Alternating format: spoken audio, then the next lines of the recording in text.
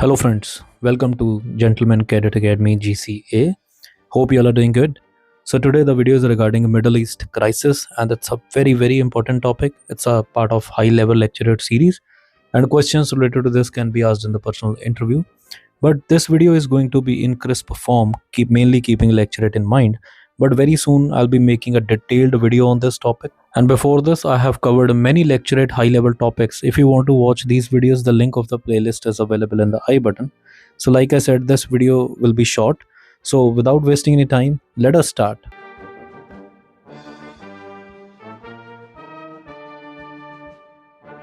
So starting with the basic information, so let us first talk about what is Middle East and where it is. So Middle East is basically a region that is located in Western Asia and Northeastern Africa, spanning around 4 million square kilometers, and it generally includes countries such as Saudi Arabia, Iran, Iraq, Israel, Jordan, Lebanon, Syria like UAE, Qatar, Bahrain, Kuwait, Oman and Yemen. And the region is bordered by Mediterranean Sea, Central Asia, Turkey and Arabian Peninsula. So historically it is significant as the birthplace of ancient civilization and a major world religions like Judaism, Christianity and Islam, and its cultural heritage and economic significance, especially due to its vast oil reserves, contribute to its global prominence. And the origin of the Middle East ongoing conflicts can be traced to the aftermath of World War I and the collapse of Ottoman Empire, and the imposition of artificial borders and the creation of nation states, often disregarding ethnic and sectarian divisions, set the stage for future strife. Now, talking about the term Middle East crisis. So, Middle East crisis basically refers to a series of ongoing political, social, and military conflicts in the Middle Eastern region, which have been deeply rooted in historical, religious, ethnic, and geopolitical issues. And these crises are diverse and multifaceted.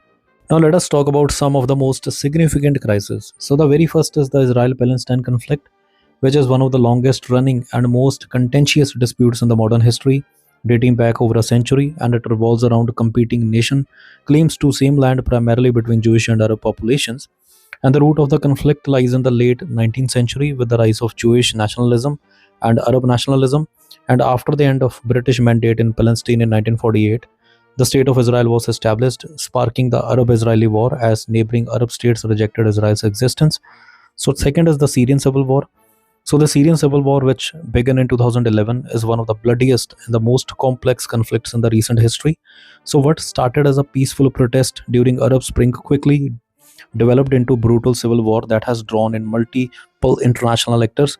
So, basically, the war began as a part of broader wave of protest across the Arab world, where Syrians initially protested against the authoritarian regime of President Bashar al-Assad, demanding political reforms and greater freedoms.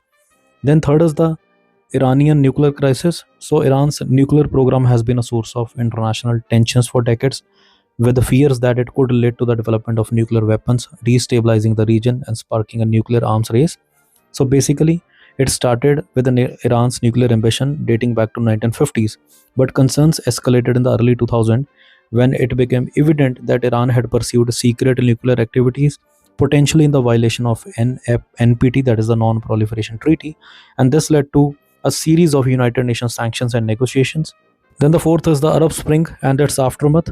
So Arab Spring was a series of pro-democracy uprisings that swept through the Arab world beginning in the late 2010.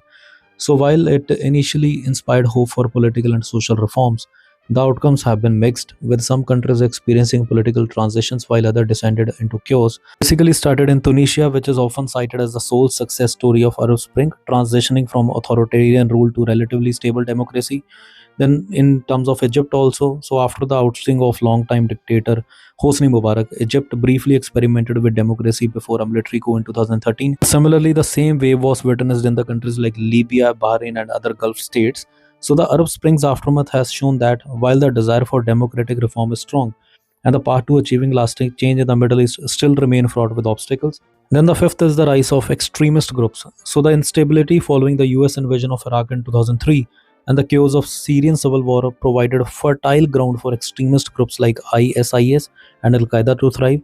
So the Islamic State of Iraq and Syria, ISIS, rose to prominence in 2014, declaring a caliphate and seizing large territories in Iraq and Syria. So known for its brutality, including mass executions, sexual slavery, and destruction of cultural heritage.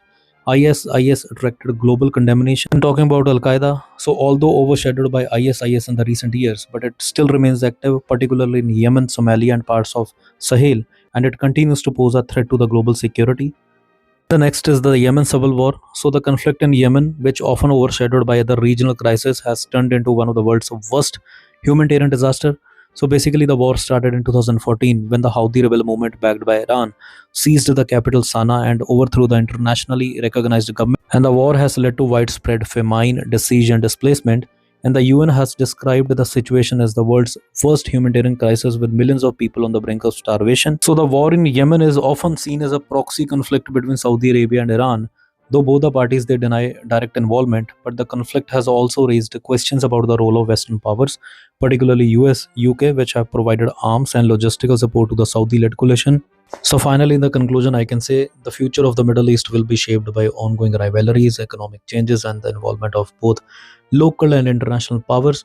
So one of the biggest tension in the region is between Iran and Saudi Arabia, where both the countries are fighting for influence through proxy wars and alliances in places like Syria, Yemen, and Lebanon. Iran basically support militias and continue its nuclear program, while Saudi Arabia tried to counter this by backing Sunni groups and building ties with Western countries. So, meanwhile, the Israeli Palestine conflict still remains unresolved, with little hope for peace as Israeli settlements grow and Palestinian politics remain divided, leading to more violence. So, in Syria, the reconstruction is slow due to sanctions and the ongoing presence of insurgents and foreign forces, and extremist groups like ISIS and Al Qaeda will, while no longer controlling large areas, but still cause trouble through terrorist attacks and exploiting weak governments in places like Iraq and Yemen. And talking about Yemen civil war, which has caused severe human crisis, is stuck in stalemate with millions of people suffering from hunger and disease.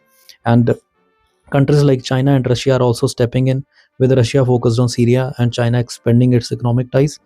So the future of the Middle East is uncertain. So while some conflicts may eventually see progress, others are likely to continue, driven by deep political, economic, and sectarian issues.